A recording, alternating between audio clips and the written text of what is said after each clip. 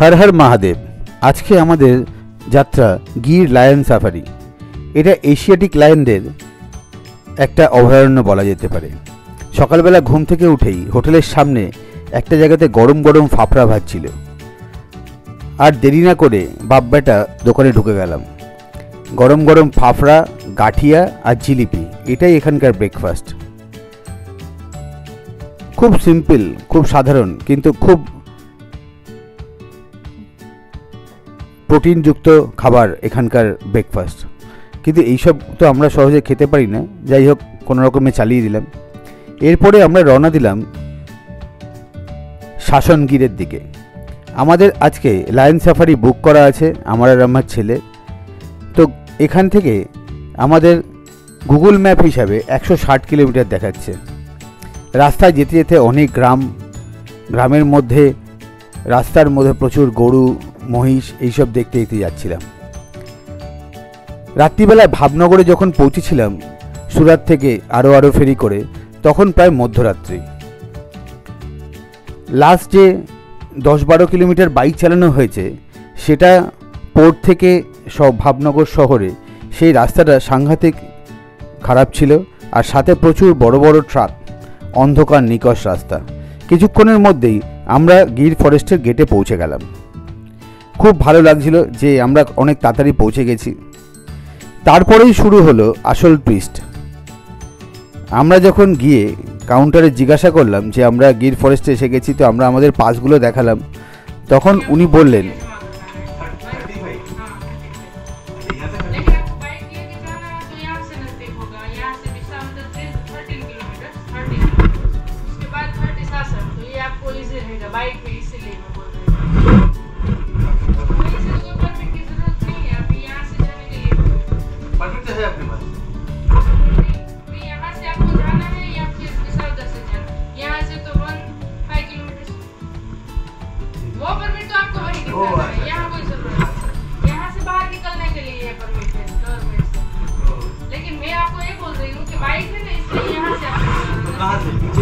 यहाँ से वो गांव आएगा। हाँ। पूरा गांव के अंदर नहीं घुसना है। पहले लेफ्ट साइड में रोड आएगा, पक्का वाला। वहीं से आपको किसी को पूछना है विसावदर जाना। Visavadar 30 kilometre forest by road है। विसावदर ठीक है। और यहाँ से कितना?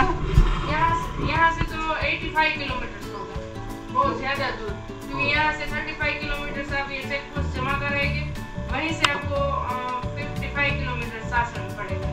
तो बाइक है इसलिए यहाँ से यही भी फॉरेस्ट ही आएगा, वहीं से विसावदर से फॉरेस्ट आएगा। आपको इसी है बेकरिया, आपको जाना बेकरिया गाँव आएगा। बेकरिया गाँव, फिर वहाँ से आएगा विसावदर, फिर आएगा कासिया चेक पोस्ट फॉरेस्ट के अंदर। यहाँ को समझ में आएगा ना, फॉरेस्ट चेक पोस्ट आएगी, फिर वहीं से डायरेक्ट सासन है। अच्छा, तो हम लोग को जाना है सासन। हाँ वहीं जाना है, और वहीं सासन से आके आपको सिंह सदन में जाना है। वहीं आपको ये जो परमिट है वहीं दिखाना है आपको। हाँ वो तो कोई बात नहीं, फ्री परमिट। ফরেস্ট অফিসের মেয়েটা যেটা বলল সেটা হচ্ছে আমরা ভুল রাস্তায় চলে এসেছি, এখনও প্রায় 100-150 কিলোমিটার আমাদের বাইক চালাতে হবে। তো আমাদের এখান থেকে বেরিয়ে ভেঙ্কারিয়া বলে একটা গ্রাম আছে, সেখানে যেতে হবে। তারপর ভাসাবুদুর বলে একটা গ্রাম আছে, সেখান থেকে কাশিয়া চেকপোস্ট হয়ে আমরা গভীর জঙ্গলের ভিতর দিয়ে পৌঁছাবো শাসনগীর। তো আমরা বাইক নিয়ে গ্রামের মধ্যে দিয়ে আস্তে আস্তে যখন ভিসাবুদুর বলে গ্রামে পৌঁছালাম, এটা একদম জঙ্গলের মধ্যে। এখান থেকে লোকে বলল যে আরও 55 কিলোমিটার হচ্ছে চেকপোস্ট। তারপরে কাশিয়া চেকপোস্ট হয়ে যখন আমরা গিরে পৌঁছালাম, তখন 3টে বেজে গেছে। আমাদের 3টের সময় এখানে টাইম ছিল, কিন্তু আমরা লেট করে এসেছি। তারপরে আমরা যখন আমাদের পাস দেখালাম, তখন ওরা গাড়ি অ্যালট করে দিল। এইটা গির ন্যাশনাল ফরেস্টের ওয়েবসাইট থেকে কেটেছিলাম। এখানে গাড়ি 3900 টাকা নেয়, আর পার হেড জঙ্গলের পারমিট 1500 টাকা করে। জঙ্গলে ঢুকেই মনটা একদম ভরে উঠল। অসম্ভব সুন্দর জঙ্গল, মাঝখান থেকে মেঠো পথ আর দুদিকে শুকনো। খুব মনে হচ্ছিল যে কোনো সময় সিংহ সামনে চলে আসতে পারে। শাসনগিরের গেটে যখন ঢুকেছিলাম তখন একটা হরিণ রাস্তা ক্রস করছিল, ওই আমাদের ওয়েলকাম করলো। তারপরে ভিতরে এসে জিপ নিয়ে, এখানে প্লাস্টিকের বটল অ্যালাউ না জঙ্গলের মধ্যে, তো এখানে একটা কাউন্টার আছে যেখান থেকে এরা আপনাকে স্টিলের বটল দেবে, 10 টাকা করে পার বটলের ভাড়া। তো আমরা 4 বটল জল নিয়ে নিলাম। এখানে জিপের ভাড়া 3900, যেটা আগে বলেছি। পারমিট 1000 টাকা পার পার্সন, গাইড 500 টাকা, আর ক্যামেরা নিলে ওটার জন্য আলাদা পাস করাতে হয়। জঙ্গলে ঢোকার মুখেই একদল হরিণের সাথে দেখা, তারপর 2টো পেঁচা, আর তারপরে আমাদের শুরু হলো গভীর জঙ্গলের দিকে যাওয়া। আজ আমি বুঝলাম যে রিসার্চ অ্যান্ড ডেভেলপমেন্টে পৃথিবীর উন্নত দেশগুলো এত কেন খরচ করে। আজকে যদি আমরা আরেকটু রিসার্চ করে আসতাম যে গির অরণ্যের গেট কোন দিকে, কিংবা গির অরণ্য তো একটা ছোটোখাটো অরণ্য নয়। पूरे गिर में 54 गांव है विलेजेस। अच्छा, ट्राइबल्स के अंदर रहते हैं सालों से। जब गवर्नमेंट नहीं थी उनके पहले के लोग थे, मतलब इनको निकाल नहीं सकती गवर्नमेंट। उनको स्कीम दे सकती है कि आपको आना है तो हम आपको प्रॉपर्टी देंगे। ये लोग जो बच्चे वो निकलना चाहते हैं, एक बार निकल गए तो आपको एंट्री नहीं मिलेगी। उनके एक विलेज में कम से कम 3 या फिर 4 फैमिली रहेंगे। और उनका मेन बिजनेस है बफेलो मिल्क सेलिंग। एक फैमिली के पास रहती है कम से कम 70-80 बफेलो। बाप रे बाप, बेचते हो बस हम गाड़ी आती दूध देने के लिए। और ये लोग पूरा दिन अपने बफेलो को लेकर आसपास के एरिया में निकलते हैं घास खिलाने के लिए। अच्छा, कभी उनके ऊपर अटैक भी होता है बफेलो के ऊपर लायन का। अच्छा, उतना इजी नहीं है। अगर बफेलो को मालूम हो गया कि आज लायन का मूवमेंट है, सब बफेलो ग्रुप में हो जाएगी, तो लायन के साथ भी वो फाइट कर सकती है। अच्छा अच्छा, और लायन ऐसा ट्राई करेगा एक में कोई ग्रुप में से एक को अलग करने की। हाँ, वो अलग होगा तो उसको निकालेगा, करना बिजी रह जाएगा। और ये हमारा टूरिज्म जो है ना सर, उसमें ड्रोन सिस्टम नहीं है, यहाँ पर रूट सिस्टम है। 13 ट्रैक बनाए हुए हैं। अच्छा, 13 रूट है। जैसे आप लोग रिपोर्टिंग कराओगे तो वहाँ पहले से रूट आपका डाल दिया रहता है। अच्छा, आपका जो भी आए लोग रूट, ये रूट जो है वो सब ट्रैफिक कंट्रोल के लिए है, एनिमल्स के लिए नहीं है। अच्छा, रहेंगे सब जंगल के अंदर ही घूमेंगे सभी लोग, पर ट्रैफिक कंट्रोल इसीलिए। अभी हमारा रूट है 11 नंबर का, 11 नंबर का। अच्छा, हमारा रूट रहेगा करीबन 30 से 35 किलोमीटर रहेगा। अच्छा, हमारे सभी गाड़ियों में इन लोगों ने जीपीएस डाल दिया है। अच्छा, लास्ट करीबन 5 साल से। अच्छा, जो रूट में भेजते हैं उसमें हमें चलना पड़ता है। हमारे हमें रोजगारी दी हुई है गवर्नमेंट ने, रात बात पे क्या भेजते हैं वहीं जाना पड़ता है हमें। अच्छा अच्छा, पता रहेगा सामने से लेके अंदर जाएंगे तो कहीं ना कहीं रूट है क्रॉसिंग भी होते हैं, कनेक्ट भी होते रहते हैं एक दूसरे रूट। तो कोई लोग दूसरे देख कर आ रहे हैं, अगर हमारे रूट में है तो हम ट्राई कर लेंगे दिखाने की, तो दूसरे रूट में है तो पता रहेगा वो जा नहीं सकते हम लोग। अंदर आकर कहीं पे लेफ्ट राइट कर लिया तो डायरेक्ट वहाँ मालूम हो जाएगा हाईटेक में। तो हमें भी 5 दिन 10 दिन का मेमो दे सकते वो लोग। अरे बाप रे बाप, इनके रूल्स में हमें रहना ही पड़ेगा। और अच्छी बात है थोड़ा वाइल्ड लाइफ डिस्टर्ब भी ना हो, इसलिए ना वाइल्ड लाइफ डिस्टर्ब नहीं होना चाहिए दादा। हम लोग उन लोगों को डिस्टर्ब नहीं कर सकते, सबका अलग अलग जगह है। हम लोग तो देखिए ना 300-400 साल तो हम लोग अंग्रेज लोगों के अंडर में थे ना, हम लोगों को पता है क्या क्या हम लोग बिताए ना।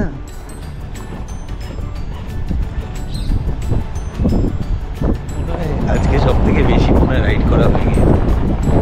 আজকে সকালবেলা আমরা যখন বেরিয়েছিলাম তখন আমাদের 160 কিলোমিটার ছিল, তারপর ওখান থেকে এখানে শেষ হলো 107, সেখান থেকে আরও 100 কিলোমিটার চালানো, আজকেও 250-র ওপরে হয়ে গেছে। অরিত্রর কোমরে প্রচণ্ড ব্যথা করছে, কোথায় ব্যথা করছে আর বললাম না নামটা জায়গাটা। ও তো লাস্ট 10 কিলোমিটার বলেছে আমি আর যাবো না, যে last of the he made it, তাহলে আমাদের হতো না।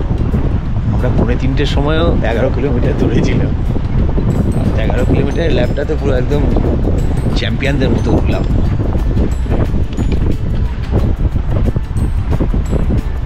গির ফরেস্ট প্রায় 1500 কিলোমিটার স্কোয়ার কিলোমিটার এরিয়া নিয়ে আছে। একদিকে জুনাগড়, একদিকে ভাবনগর, এদিকে সোমনাথ, বিশাল বড় এরিয়া নিয়ে। এইখানে প্রায় 600 লায়ন আছে আর প্রায় 1 লাখ হরিণ। এছাড়া চিতাবাঘ নয় অ্যাকচুয়ালি তেন্দুয়া, যেগুলো আমাদের এখানকার বাঘ বলে সেইগুলো।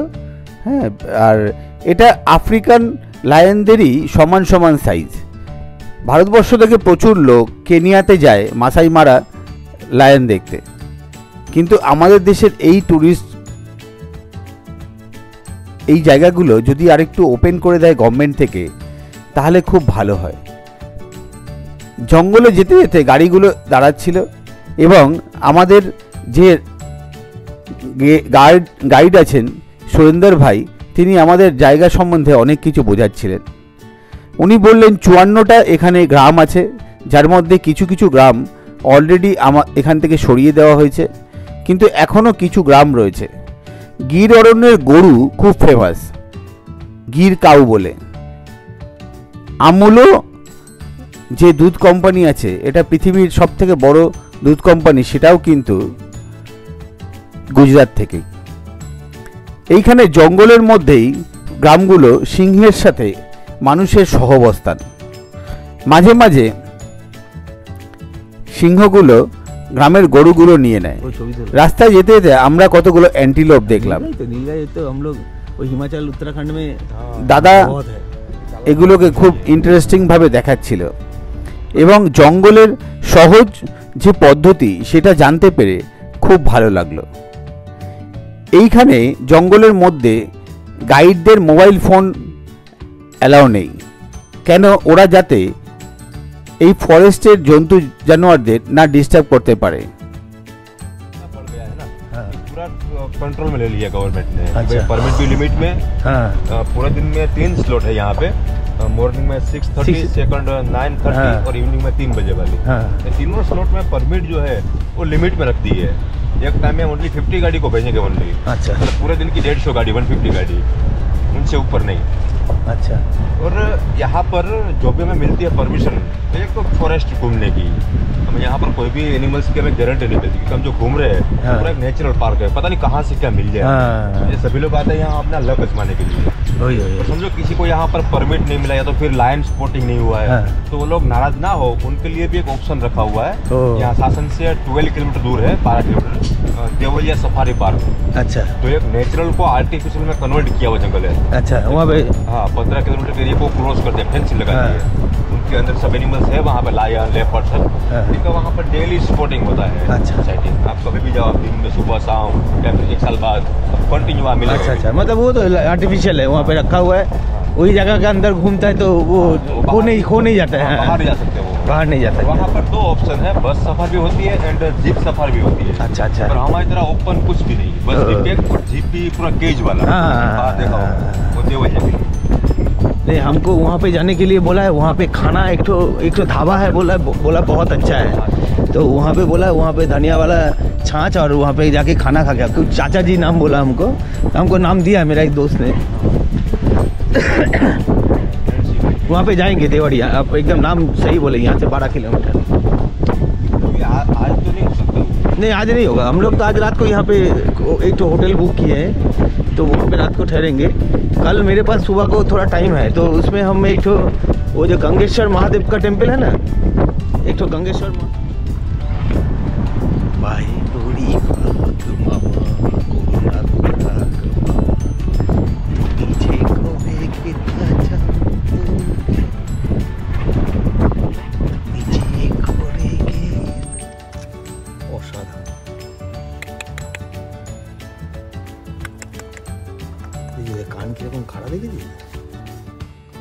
সিংহের অনেক খাবার দেখতে পাচ্ছিলাম, যেরকম ধরুন ওই অ্যান্টিলোপ, তারপরে প্রচুর হরিণ আর জঙ্গল। আরও আমরা গভীর থেকে গভীরতর দিকে ঢুকতে থাকলাম। এই জঙ্গলের গ্রামগুলো আমার খুব দেখার ইচ্ছা। এই জঙ্গলের এরকমভাবে একটা সাফারি সেট করা উচিত। ধরুন একটা টুরিস্ট আসবে, সে এখানকার গ্রামে থাকবে, গ্রামের লোকের সাথে, যেরকম মাসাই গ্রামগুলোতে থাকে। এই গ্রামগুলোকে গভর্নমেন্ট চেষ্টা করছে যে এই জঙ্গল থেকে বাইরে বের করার, কিন্তু এরা যদি একবার বেরিয়ে যায় তাহলে এদের যে ন্যাচারাল জীবনযাপন সেটা নষ্ট হবে। গভর্নমেন্ট থেকে প্রচুর টাকা পয়সা দিয়ে প্রচুর প্রলোভন দেওয়া হচ্ছে যাতে এখান থেকে বেরিয়ে যায়। এই গ্রামে বেশিরভাগ লোকগুলোই গবাদি পশুর চাষ করে, যেরকম গরু, মহিষ, আর সাথে জঙ্গল থেকে যে মধু, কাঠ সংগ্রহ করা হয় সেগুলোর উপর তাদের জীবনযাপন করে। হঠাৎ করে এক ঝাঁক হরিণ আমাদের গাড়ির সামনে চলে আসলো। তার মধ্যে 2-3টে বাচ্চাও রয়েছে। অপূর্ব সুন্দর। জঙ্গলের হরিণগুলোর যে গ্লেজ, সেটা কখনোই চিড়িয়াখানায় দেখা যেতে পারে না। এইগুলোই ভাবুন না, যদি আমাদের কাছে 1 লাখ হরিণ আছে এবং প্রচুর বাইসানের মতো কিংবা নীল গায়ের মতো আছে, এরাও তো নিশ্চয়ই এই দিক থেকে ওদিক করে। তো সেগুলো আমাদের দেশের গভর্নমেন্টের উচিত এগুলোকে ঠিকঠাক ট্যুরিজমে সেট করা। জঙ্গলের মধ্যে দিয়ে যেতে যেতে গ্রামের কতগুলো বাচ্চার সাথে দেখা হলো। ওদের বাড়িগুলো দেখেই একদম অবাক হয়ে গেলাম যে এই জঙ্গলের ভিতর এরকম ভাবে কি করে থাকে। আর একটা লোক একদম তারস্বরে গাড়ি চালিয়ে প্রায় আমাদের গাড়ির সামনে চলে এসেছে। ऐसा उनका रहता मार्किंग वगैरह। और हमारे यहाँ पर देखिए जीपीएस तो है नहीं, तो काफ़ी ऐसे पॉइंट के आसपास कैमरे लगा दिए गवर्नमेंट ने, जो उनको बोलते हैं ट्रैप कैमरा, जो नाइट में एक्टिव रहते हैं। तो वहाँ पर किसी लाइन का मूवमेंट होगा तो उसमें फोटो निकल जाएगा। तो सबको मालूम पड़े कि ये लाइन का एरिया अभी एक्टिविटी है इस एरिया में, इसीलिए। সুরেন্দ্র ভাইয়ের একটা গাড়ির সাথে দেখা হলো এবং উনি খুব প্রফুল্লিত হয়ে উঠলেন। উনি বললেন, সামনেই সিংহ আছে, তোমাদের ভাগ্য খুব ভালো, তোমরা সিংহ দেখতে পাবে। সিংহ দেখার জন্য আসল সময় হচ্ছে রাত্রিবেলা, কেন ওরা সন্ধেবেলার পর থেকেই খাবার খুঁজতে বেরোয় আর রাত্রিবেলা শিকার করে সকালবেলা আবার গিয়ে নিজের ডেরায় গিয়ে ঘুমিয়ে পড়ে। সিংহ দিনের বেলা এরকম রাস্তা রাস্তায় ঘোরে না, ওরা একটা খাবার পেয়ে গেলে প্রায় ওই খাবারটাকে 7-8 দিন ধরে খায়। তো এখানে ওরকম রাস্তাঘাটে এর মতো সিংহ দেখা যাবে না। সিংহ দেখতে হলে প্রচুর ভাগ্য। আমি প্রচুর লোককে জানি যারা গির অরণ্য ঘুরে গেছে, কেন গির অরণ্যের এই রুটগুলো আগে থেকে ফিক্স করা থাকে। এখানে কেউ নিজের মতো করে গাড়ি চালাতে পারে না, সব গাড়ির একটা নির্দিষ্ট রুট আছে, তাকে সেই রুট দিয়েই যেতে হবে। জঙ্গলের মধ্যে গাড়ি থেকে নামা নিষেধ। আর এই জঙ্গলের মধ্যে প্রচুর হরিণ, সিংহ এবং লেপার্ড যে হয় আমাদের এখানকার তেন্দুয়া, সেগুলো আছে। তো পুরোটাই একদম অ্যাডভেঞ্চারাস। 3 या फिर 4 बार होती है प्रेग्नेंट वनडे। अच्छा, मतलब बच्चा देता है। हाँ। समझो अभी ये टाइम में उसने बच्चे दिए मानसून में, उनका मतलब मैटिंग पे रहता है 5-6 दिन का। अच्छा। और प्रेग्नेंट टाइम रहता है 90 दिन का। अच्छा, मतलब 120 दिन तक। हाँ, डॉग का हिसाब से वैसे ही कुछ सेम ऐसे ही। ये भी आते हैं कैट फैमिली में। फिर बच्चे को जन्म देने के बाद 3 साल तक वो शेर से मैटिंग नहीं करती। 3 साल तक वो सब बच्चों को सिखाएगी, एरिया कैसे बनाना है, शिकार कैसे करना, सब सिखाएगी उसको। अच्छा। फिर 3 साल के हो जाएंगे यंगस्टर, तो उसमें जो मेल होगा ना, मेल लाइन, वो खुद अपना फैमिली छोड़ के चला जाएगा अपना एरिया ढूंढने के लिए, गर्लफ्रेंड ढूंढने के लिए। और फीमेल जो रहेगी, फीमेल तो समझो सेम वही उसके मतलब फादर रहेंगे उस एरिया में, तो उनको भी छोड़ कर निकलना पड़ेगा। या फिर चेंज हो जाएंगे मेल, ठीक है, करीबन 2-3 साल में तो चेंज होते रहते हैं मेल लाइन, एक दूसरे फाइट में ही सभी भाग जाते हैं। तो चेंज हो गए तो वो साथ में रह सकती है। अच्छा, ये सभी लायन एरिया बढ़ाने के लिए सब आपस में फाइट भी करते हैं। और डेली नाइट में एक मेल लायन को कम से कम 15 से 20 किलोमीटर वॉक करना है, चलना है एरिया में। হঠাৎ করে দেখি সুরেন্দ্র ভাই থেমে গেল। বাঁদিকে 2টো সিংহ শুয়ে আছে, একটা মেল একটা ফিমেল বলে ও বলল। অপূর্ব সুন্দর। জঙ্গলের মধ্যে লাইভ লায়ন, এটাই আমার জীবনের প্রথম দেখা। আমি মাসাই মারা সম্বন্ধে প্রচুর শুনেছি, খুব যাওয়ার ইচ্ছা, অবশ্যই দেখতে যাব একবার। কিন্তু আমাদের দেশে এত সুন্দর এই যে এশিয়াটিক লায়ন, এটা যে কেন লোকের মুখে এত পপুলার হয় না, সেটাই আমার কাছে খুব অবাক লাগে। এখানে সবাই বড় বড় ফটোগ্রাফাররা আসেন, তারা ছবি তোলেন, কিন্তু সাধারণের জন্য, ধরুন আমাদের বাচ্চাগুলো, তাদেরও তো নেচার সম্বন্ধে জানা উচিত, তাদেরও তো আসা উচিত এখানে। সিংহটাকে দেখে, ছেলে সিংহটা যখন মাথাটা উঁচু করলো, তখন দেখে এত ভালো লাগছিল যে বলার মতো না। অনেকক্ষণ এখানে দাঁড়িয়ে থাকলাম, গাছের ফাঁক দিয়ে সিংহটাকে অপূর্ব সুন্দর লাগছিল। আমাদের গাড়ির থেকে ম্যাক্সিমাম হলে 10 ফুট মতো। জঙ্গলের রাজার জঙ্গলের মধ্যে রূপই অসাধারণ। এরপর আমরা আমাদের সাফারির শেষের দিকে পৌঁছালাম। আবার একটা বড় গ্রুপের সাথে দেখা হলো হরিণের। সব জঙ্গল দিয়ে দৌড়ে দৌড়ে যাচ্ছিল, অপূর্ব সুন্দর লাগছিল, অসাধারণ। আমাদের এই আজকের যে এই এত কষ্ট, এত রাইড, এতটা যে বাইক চালালাম, সেটা সত্যিই ওই লায়নটাকে দেখার পর এক নিমিষে উধাও হয়ে গেল। অপূর্ব সুন্দর একটা অভিজ্ঞতা নিয়ে আমরা গির থেকে ফিরলাম। এই গির ফরেস্টে আসার জন্য আমি সত্যি ধন্যবাদ জানাই রাজকুমার স্যারকে। রাজকুমার স্যার আমাকে এই গির ফরেস্টের অনেক গল্প বলেছিলেন। উনি প্রফেশনাল ফটোগ্রাফার বলা যায় এবং উনি পুলিশের একটা অফিসার। উনি জঙ্গলে জঙ্গলে বাঘ সিংহদের ছবি তুলে বেড়ান। উনি আমাকে বলেছিলেন যে ভারতবর্ষের এই জঙ্গলগুলো অবশ্যই দেখা উচিত। আর আমি যখন আমাদের ট্যুরটা প্ল্যান করি তখন এরকম অনেক কিছু নিয়েই আমি আমার ট্যুরের পুরো প্ল্যানটা করি। এবছর ছেলে আছে, আগে অনেক বন্ধুবান্ধবদের সাথেও গেছি। সব জায়গাতেই আমার এই ব্লেন্ডটা আমার খুব পছন্দের ব্লেন্ড আর কি।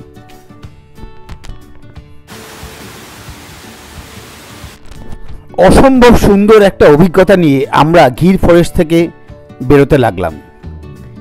আমাদের গাইড সুরেন্দর ভাইকে সত্যি ধন্যবাদ। একটা ভালো গাইডেন্স ছাড়া যেরকম লাইফও সম্পূর্ণ নয়, সেরকম কোনো জঙ্গলে গেলে আপনি যদি ঠিকঠাক গাইড না পান কিংবা মন খোলা গাইড না পান, তাহলে আপনার খুব ভালো লাগবে না। সুরেন্দর ভাই আমাদের প্রতিটা এই যে লায়নের লাইফ সাইকেল থেকে শুরু করে প্রতিটা জিনিস আমাদের সুন্দর করে দেখালো। একটা রেল লাইন দেখলাম। রেল লাইনটা শুনলাম নাকি গির ফরেস্টের মাঝখান থেকে যে গ্রামগুলো আছে সেগুলোকে কানেক্ট করার জন্য তৈরি হয়েছে। তো ভবিষ্যতে কোনো দিন এই রেল লাইন দিয়েও একবার যাওয়া আসা করব। আর এখানের ছোট ছোট মৌচাকগুলোও দেখালো সুরেন্দর ভাই, অপূর্ব সুন্দর। গির ফরেস্টের যে এক্সিট গেট আছে সেখানে গিয়ে আমি আর ছেলে একটা ছবি তুললাম। আবার কবে আসা হবে জানি না।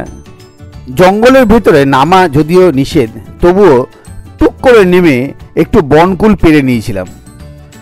এটাও একটা অ্যাডভেঞ্চার।